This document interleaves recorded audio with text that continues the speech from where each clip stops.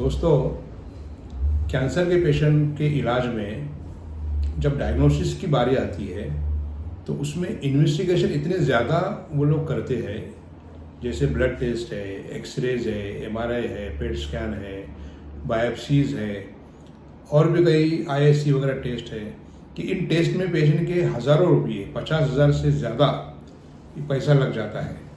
और इन्वेस्टिगेशन करने के बाद ये मालूम पड़ता है कि पेशेंट का लास्ट स्टेज है, स्टेज 4 है, या ऑपरेबल नहीं है, या कीमोथेरेपी नहीं दे सकते हैं। तो पेशेंट का फाइनेंशियल जो है ब्रेकडाउन होता है वो भी है, और पेशेंट जो है जब पेशेंट को मालूम पड़ता है कि उसकी बीमारी काबिल इलाज नहीं है तो दोनों तरफ से पेशेंट को मार पड़ती है और वो साइकोलॉजिकली डिप्रेस हो जाता है।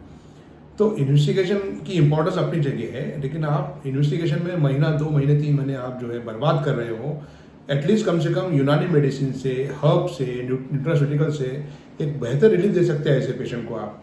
तो जब आप अपना इन्वेस्टिगेशन कर रहे हो 2 महीने, 3 महीने, उस पीरियड में भी अगर आपने बगैर किसी डायग्नोसिस की भी यूनानी मेडिसिन लेते हैं तो आपका पेन कम हो सकता है, आपकी सफरिंग कम हो सकती है और आपको एक बेहतर ज़िंदगी आपको मिल सकती है।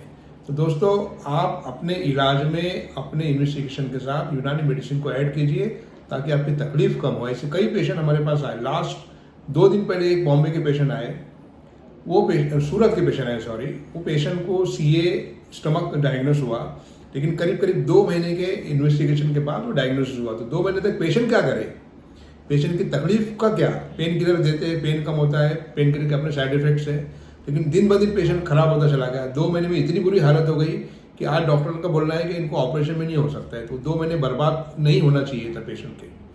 तो दोस्तों, अपना ख्याल रखिए। Thank you very much. Thank you.